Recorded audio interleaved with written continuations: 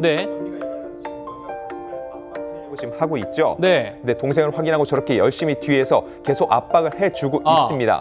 그리고 아이가 저렇게 안정을 찾아가고 있는데요. 네. 저 아이 지금 작은 아이는 3살, 큰 아이는 6살밖에 되지 않습니다.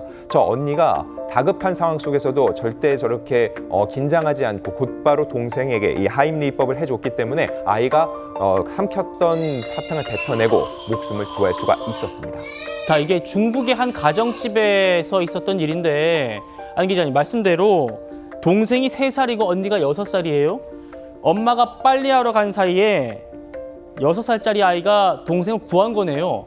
네, 맞습니다. 사실 6살짜리 아이가 엄마가 이 응급치료법을 알려줬다고 해도 곧바로 시행하는 것 자체가 쉽지 않았을 텐데 굉장히 기지를 발휘했다고 볼 수 있고요. 말씀하신 대로 빨래 때문에 엄마가 자리를 비운 사이에 항상 그렇지만은 잠깐 순간에 아이들은 큰 위험에 처할 수가 있다는 겁니다.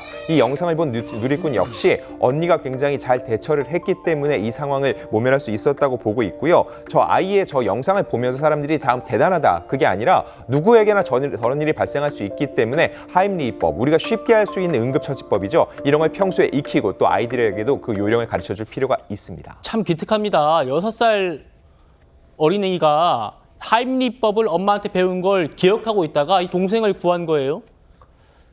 요즘에 응급처치 동영상도 많고 그래서 나 응급치료법 많이 안다 이렇게 자신하는 분들도 많으실 텐데요. 저런 상황 직접 맞닥뜨리면은 당황하기 마련입니다. 그런데 6살 어린이가 동생을 살린 저 응급처치법을 하임리히법이라고 하는데 전문가 목소리 한번 들어보시겠습니다. 하임리히법은 우리가 응급구조의 가장 기본으로 가르치는 법 중에 하나인데요. 이런 부분들은 교육을 통해서도 또 우리가 쉽게 익혀서 우리가 이웃도 구하고 본인의 건강도 지킬 수 있는 방법입니다. 성인의 하임리히법은 한 손 주먹을 쥐어서 환자의 배꼽과 명치의 중간쯤 갖다 대고 그리고 강하게 압박을 해서 이 폐에 있는 공기가 기도로 빠져나오면서 목에 걸린 것을 뱉어낼 수 있도록 하는 것이 중요합니다.